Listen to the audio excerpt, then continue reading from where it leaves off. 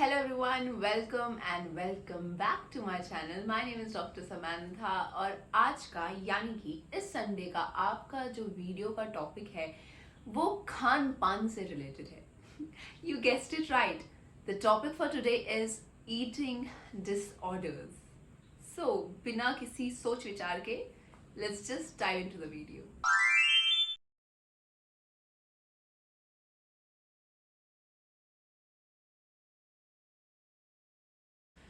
Okay तो ये eating disorder इस शब्द से आपको क्या पता चल रहा है? तो जो ये ईटिंग डिसऑर्डर है ये बेसिकली एक बिहेवियरल कंडीशन है. अगर मैं इसको सिंपल वर्ड्स में समझाऊं तो दैट मीन्स खाने के प्रति आपका जो बिहेवियर है वो बहुत सिवियरली डिस्टर्ब हो जाएगा. मतलब या तो आप बहुत ज़्यादा खाने लग जाएंगे, या तो आप बहुत कम खाने लग जाएंगे, या तो आप खाना बंद कर देंगे एंड सो ऑन. ऐसा आपका जो बिहेवियर है खाने के प्रति वो बिल्कुल ही डिस्टर्ब हो जाएगा, चेंज हो जाएगा. अब ये जो कंडीशन है ये बेसिकली बहुत सीवियर और बहुत सीरियस टाइप का कंडीशन है. कहीं ना कहीं ईटिंग डिसऑर्डर की वजह से physical, social and psychological functioning पे बहुत ज़्यादा प्रभाव पड़ता है. तो ये जो ईटिंग डिसऑर्डर है ये कौन से उम्र के लोगों को ज़्यादा इफेक्ट करता है? तो ये बेसिकली एडोलेसेंस और यंग एडल्ट ऐसे एज ग्रुप को ज़्यादा इफेक्ट करता है. अब ईटिंग डिसऑर्डर में सर्टन बिहेवियर होते हैं लोगों के, और वो बिहेवियर क्या हो गए? या तो लोग बिंज ईटिंग करने चालू कर देते हैं, लाइक आफ्टर एवरी कुछ टाइम के बाद ईट अलॉट, मतलब बहुत ज़्यादा खाने लग जाते हैं, बिंज ईटिंग जिसे हम बोलते हैं. दूसरा हो जाएगा पूरा का पूरा खाना खाना ही रिस्ट्रिक्ट कर देते, they won't even eat any single thing. तीसरा हो गया कि वो लोग कुछ स्पेसिफिक टाइप के खाना खाना ही जनरली अवॉइड करते हैं. चौथा हो जाएगा दे विल ईट बट उसको वॉमिट आउट करके बाहर निकाल देंगे. तो ये सब लोगों के जो ईटिंग डिसऑर्डर से सफर कर रहे हैं उनके कुछ बिहेवियर्स हैं. ये जो ईटिंग डिसऑर्डर है ये कहीं ना कहीं किसी साइकोलॉजिकल डिसऑर्डर के साथ को ऑकर जरूर करता है. मतलब अगर किसी बंदे को ईटिंग डिसऑर्डर आपको दिख रहा है कि XYZ पर्सन को ईटिंग डिसऑर्डर है, तो शायद से उसको कहीं ना कहीं साइकोलॉजिकल डिसऑर्डर भी होगा.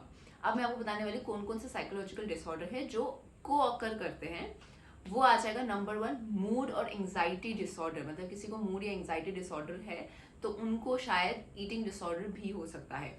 Second one is OCD and the third one is alcohol and substance abuse. Eating disorder है ये जेनेटिक या हेरिडिटरी भी हो सकता है. मतलब कि आपके पेरेंट्स, ग्रैंड पेरेंट्स, इनमें कभी किसी को ईटिंग डिसऑर्डर था, इस वजह से आप लोगों में वो ईटिंग डिसऑर्डर जो है वो बिहेवियर आया है. But then too it is not like specific कि जेनेटिक या हेरिडिटरी हो सकता है. ये ईटिंग डिसऑर्डर किसी को भी हो सकता है और किसी भी टाइम हो सकता है. It's not like that specific. अब हम चलते हैं इस ईटिंग डिसऑर्डर के टाइप्स की ओर. तो इसके टोटल में 5 टाइप्स हैं, जिसमें से number 1 is anorexia nervosa, number 2 is bulimia nervosa, number 3 is binge eating disorder, number 4 is avoidant restrictive food intake disorder, number 5 is pica and ruminant disorder.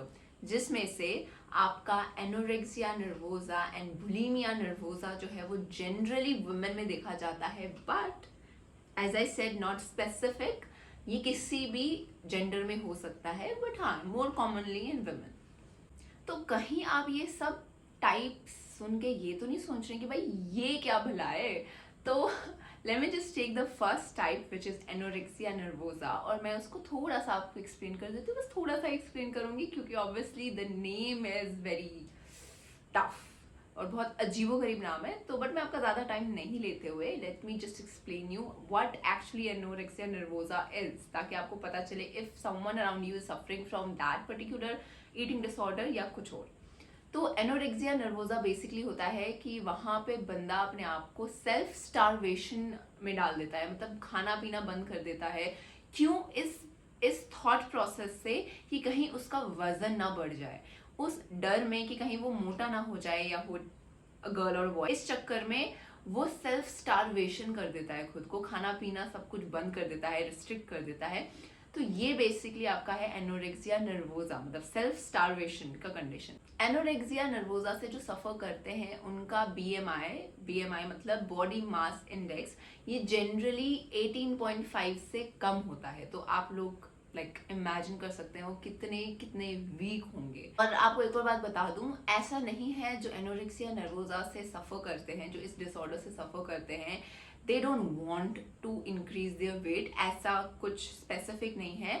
कुछ certain लोग ऐसे होते हैं जिन्हें अपना वेट इंक्रीज करना होता है because they know that they are very weak, but उनका जो बिहेवियर है वो उनके थॉट प्रोसेस के साथ वर्क नहीं करता। Example, if I am suffering from anorexia nervosa, I know that I'm very weak and I need to eat something, I know that, but मेरा जो behavior है while seeing food around me would be totally different than what I have in mind. No, now I have to eat and मुझे अपना वजन बढ़ाना ही है because मैं बहुत पतली हूँ या ऐसा कुछ। उनका थॉट प्रोसेस और उनका बिहेवियर बहुत ही डिफरेंट हो जाता है। ये जो एनोरेक्सिया नर्वोजा से जो लोग सफ़र करते हैं, इसमें भी 2 सब टाइप होते हैं, जिसमें से वन आ जाएगा restrictive type and the other one is binge eating purging type. Restrictive type के लोग वो हो गए जो बिल्कुल ही खाना खाना बंद कर देते हैं, और बिंज ईटिंग और पर्जिंग टाइप के कैटेगरी के लोग वो होते हैं जो खाना तो खाते हैं बट वो उसको पर्ज आउट कर देते हैं, मतलब they will vomit it out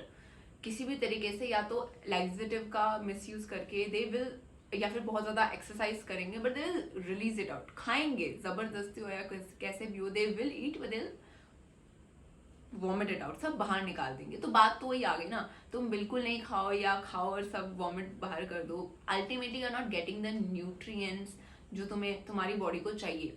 so these are the 2 sub type of anorexia nervosa. If we want to treat it, तो हम इसको कैसे ट्रीट करें एनोरेक्सिया नर्वोजा को?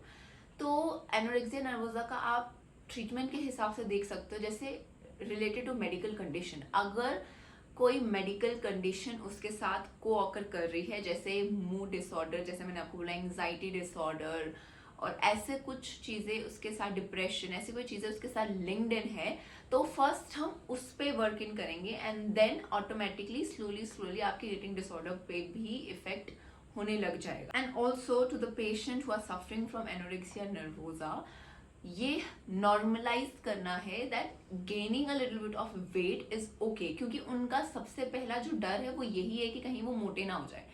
तो उनके अराउंड जितने भी लोग हैं, I think it's okay to go to the person and normalise the fact कि वजन बढ़ना या वजन घटना ये सब एक बहुत नॉर्मल सी चीज है। Maybe this will help them to gain a little bit of weight and be out of anorexia nervosa, क्योंकि अल्टीमेटली एक बिहेवियरल डिसऑर्डर है, तो बिहेवियर्स तो कहीं ना कहीं चेंज कर सकते हैं हम। सो this is what it is. तो बाकी जो टाइप्स है वो शायद मैं किसी और वीडियो में आपको एक्सप्लेन करूंगी, क्योंकि अभी के लिए तो बहुत ज़्यादा हो गया।